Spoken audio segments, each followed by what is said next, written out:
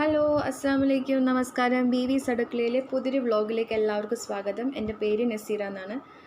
B V എൻ്റെ ഉമ്മാൻ്റെ പേരാണ്. ഇതൊന്നും ആദ്യത്തെ വ്ളോഗിൽ പറയാൻ പറ്റിയില്ല, ക്ഷമിക്കണം. പിന്നത്തെ നമ്മുടെ റെസിപ്പിയാണ് പ്ലേറ്റ് ഷവർമ. പ്ലേറ്റ് ഷവർമയ്ക്ക് ആദ്യം നമുക്ക് കുബൂസ് ഉണ്ടാക്കി തുടങ്ങാം. അതിനുവേണ്ടി 2 കപ്പ് മൈദയും 1 കപ്പ് ഗോതമ്പ് പൊടിയും ഒരു പാത്രത്തിലേക്ക് മാറ്റാം. ഗോതമ്പ് പൊടി എടുത്തേക്കുന്നത് നമുക്ക് കുബൂസ് പരത്താനൊരു എളുപ്പത്തിനാണ് ഞാൻ ഗോതമ്പ് പൊടി എടുത്തേക്കുന്നത്. ഇതിലേക്ക് 2 ടീസ്പൂൺ ഈസ്റ്റാണ് ചേർക്കുന്നത്. ഇതാണ് ഇൻസ്റ്റൻറ്റ് ഈസ്റ്റാണ് ചേർക്കുന്നത്, അതുകൊണ്ടാണ് ഞാൻ നേരിട്ട് പൊടിയിലേക്ക് ഇട്ട് കൊടുക്കുന്നത്. അത് കഴിഞ്ഞ ശേഷം 2 ടേബിൾ സ്പൂൺ പഞ്ചസാര ഇട്ട് കൊടുക്കുന്നുണ്ട്. അതിൻ്റെ കൂടെ 2 ടേബിൾ സ്പൂൺ ഓലിവ് ഓയിൽ ഇല്ലയെന്ന് പറഞ്ഞാൽ ആരും പേടിക്കേണ്ട, നമുക്ക് സൺഫ്ലവർ ഓയിൽ യൂസ് ചെയ്യാം, വെളിച്ചെണ്ണ ഉപയോഗിക്കരുത്. അപ്പോൾ ഇതൊക്കെ എല്ലാം ഇട്ടിട്ട് നമുക്ക് നല്ലോണം ഒന്ന് മിക്സ് ചെയ്ത് കൊടുക്കണം. അതിന് ശേഷം 1 കപ്പ് പാലും 1 കപ്പ് വെള്ളവും കൂടി ഒരുമിച്ചെടുത്ത് ഇളം ചൂടാക്കിയതാണ് ഞാൻ ഈ എടുത്തേക്കുന്നത്.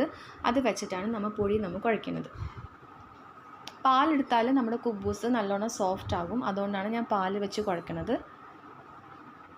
അപ്പോൾ ഓർമ്മയുണ്ടല്ലോ, 1 കപ്പ് പാലും 1 കപ്പ് വെള്ളം എടുത്തിട്ടാ.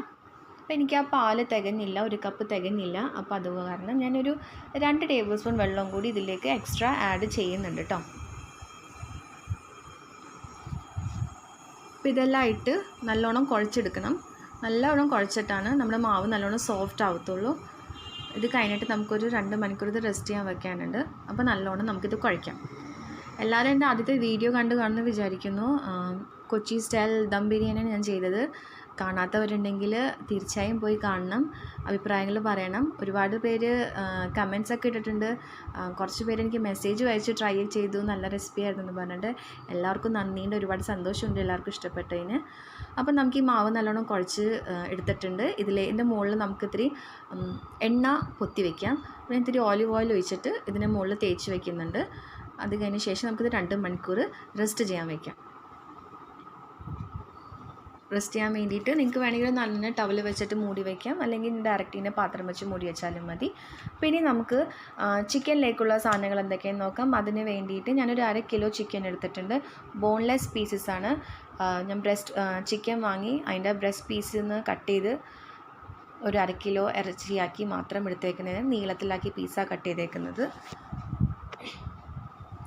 അതിലേക്ക് 1 ടേബിൾ സ്പൂൺ കുരുമുളക് പൊടി, 1 ടീസ്പൂൺ ഗരം മസാലപ്പൊടി, 1 ടീസ്പൂൺ അൽഫാം മസാലപ്പൊടി,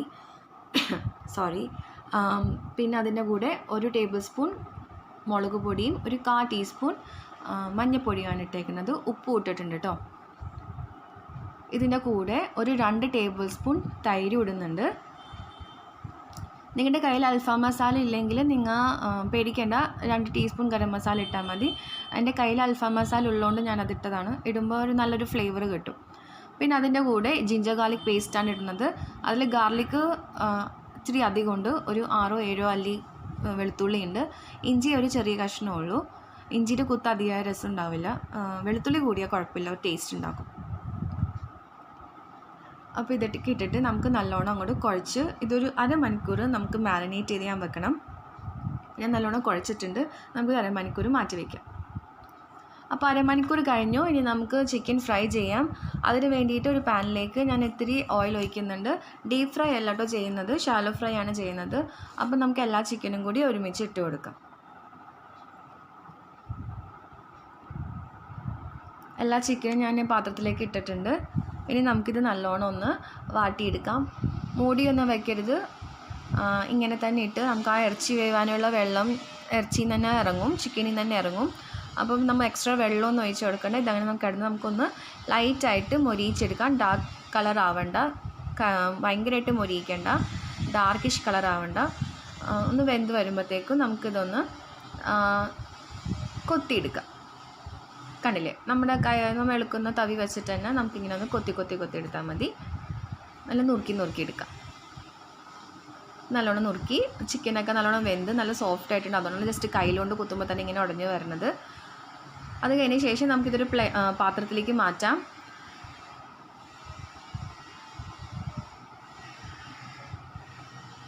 ഈ പാത്രത്തിൽ നമുക്ക് ഈ ചിക്കനിലേക്ക് നമുക്ക് ഇഷ്ടമുള്ള വെജിറ്റബിൾസ് ഇട്ട് കൊടുക്കാം. കുറച്ച് സവാള, ഞാനൊരു ചെറിയൊരു സവാള അരിഞ്ഞിട്ടുണ്ടായി, ആ സവാള ഞാൻ ഇതിലേക്ക് ഇട്ട് കൊടുക്കുന്നുണ്ട്. പിന്നെ അതിൻ്റെ കൂടെ ഒരു ചെറിയൊരു കഷ്ണം ക്യാബേജ് അരിഞ്ഞതാണിത്. നീളത്തിലാണ് ക്യാബേജ് അരിഞ്ഞേക്കുന്നത്. ഇപ്പോൾ ഇതൊന്നും അധികം കഴിക്കാൻ ഇഷ്ടമില്ലാത്ത ആൾക്കാർക്കാണെങ്കിൽ ഇതൊക്കെ ഒഴിവാക്കാം. ഇവിടെ ഇതൊക്കെ കഴിക്കാൻ ഇഷ്ടമാണ് എല്ലാവർക്കും, അതുകൊണ്ടാണ് ഞാൻ ഇവിടെ ഇതൊക്കെ ഇടുന്നത്. ക്യാബേജൊക്കെ നമുക്ക് കുറച്ചിട്ടാൽ മതി, വെജിറ്റബിൾസ് അങ്ങനെ കൂടണ്ട. അതിൻ്റെ കൂടെ ഒരു തക്കാളിയും കൂടി ഞാൻ അരിഞ്ഞിട്ടിട്ടുണ്ട് കേട്ടോ. ഇനി ഇതിലേക്ക് ഒരു അരക്കപ്പോ നമുക്ക് മയണൈസ് സോസ് ഇടാം. ഇത് ഞാൻ വീട്ടിൽ തന്നെ ഉണ്ടാക്കിയ മയണൈസ് സോസാണ്, ഹോം മെയ്ഡാണ്. ഞാനിവിടെ ഒരു 1/4 കപ്പാണ് ഒഴിച്ചേക്കുന്നത്. അതിന് ശേഷം കുബൂസാണ് ഞാൻ ഉണ്ടാക്കുന്നത്. ഞാൻ ഉണ്ടയാക്കിയപ്പോൾ ക്യാമറ ഓഫായിരുന്നിട്ടോ, അതുകൊണ്ട് ഞാൻ കണ്ടില്ല. ഒരു കുബൂസും ഞാൻ ഉണ്ടാക്കി കഴിഞ്ഞു, അത് കഴിഞ്ഞപ്പോഴാണ് ഞാൻ കണ്ടത്. അപ്പോൾ അതുകൊണ്ട് ക്ഷമിക്കണം. അപ്പോൾ ഇവിടെ നമുക്ക് രണ്ടാമത് ഞാനിപ്പോൾ ക്യാമറ ഓൺ ചെയ്തിട്ടാണ് ഇപ്പോൾ കുബൂസ് ഉണ്ടാക്കുന്നത്. അപ്പോൾ ഞാൻ നല്ല പരത്തി എടുത്തിട്ടുണ്ട്. ഭയങ്കരമായിട്ട് കനം കുറച്ച് പരത്തണ്ട, വളരെ വണ്ണമാക്കിയും പരത്തണ്ട. നമുക്കൊരു 1/2 ഇഞ്ച് കനത്തിൽ പരത്തിയെടുത്താൽ മതി. അപ്പോൾ നമുക്ക് തവയിലേക്ക് ഇട്ടിട്ട് ചെറിയ ചെറിയ കുമ്പള വരുമ്പോൾ തന്നെ നമുക്കിതൊന്ന് മറിച്ചിടാം.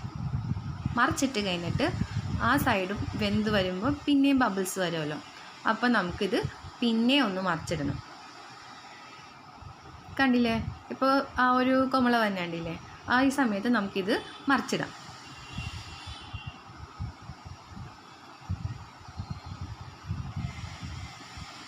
മറിച്ചിട്ടതിന് ശേഷം എന്തേ നോക്കിക്കേ, നമ്മൾ പത്തിരി ചുടണ പോലെ ഒന്ന് പതുക്കെ കയ്യിൽ കൊണ്ടൊന്ന് പ്രസ് ചെയ്ത് കൊടുത്താൽ നമ്മുടെ കുബൂസ് നല്ല ബബിൾ പോലെ വീർത്ത് വരും. കണ്ടില്ലേ, ജസ്റ്റ് ഒന്ന് പ്രസ് ചെയ്ത് കൊടുത്താൽ മതി, ഇത് നല്ലോണം വീർത്ത് വരും.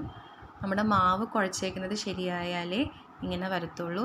അതേപോലെ ഞാൻ നേരത്തെ പറഞ്ഞ ചുടണ രീതിയും ശ്രദ്ധിക്കണം. അപ്പോൾ ഇവിടെ മൊത്തം എനിക്കൊരു 12 ഉണ്ടയുണ്ടായി. 12 കുബൂസ് ഞാൻ ഉണ്ടാക്കിയിട്ടുണ്ട്. നമുക്ക് ആദ്യത്തെ ഒരു കുബൂസ് എടുത്തിട്ട് നമുക്ക് പ്ലേറ്റിലേക്ക് വെക്കാം. പ്ലേറ്റിലേക്ക് വെച്ചിട്ട് അതിൻ്റെ മുകളിൽ നമുക്ക് കുറച്ച് മയണൈസ് സോസ് പുരട്ടാം. സോസിന് ഉപയോഗം ഓരോരുത്തരുടെ ഇഷ്ടം പോലെ. ഒരുപാട് മയണൈസ് തിന്നാൻ ഇഷ്ടമുള്ള ആൾക്കാരാണെങ്കിൽ നമുക്ക് അതേപോലെ ഉപയോഗിക്കാം. ഇനി ഇതിൻ്റെ മുകളിലേക്കാണ് നമ്മൾ ഉണ്ടാക്കി വെച്ച ഷവർമ ഫില്ലിങ് ഇട്ട് കൊടുക്കേണ്ടത്. അപ്പോൾ ആ ഫില്ലിങ് നമുക്ക് ഇട്ട് കൊടുക്കാം.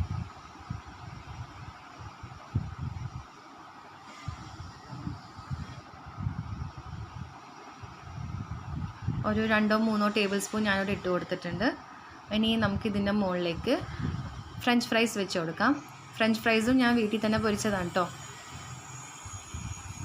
റെഡിമെയ്ഡല്ല. അപ്പോൾ ഈ ഫ്രഞ്ച് ഫ്രൈസും കൂടി മുകളിൽ വെച്ച് നമുക്കിതിൻ്റെ മുകളിലേക്ക് ഇച്ചിരി കൂടി മയണൈസ് സോസ് അങ്ങോട്ട് വിതറാം. ഇതിൻ്റെ മുകളിലേക്ക് നമുക്കൊരു കുബൂസ് എടുത്ത് വയ്ക്കാം.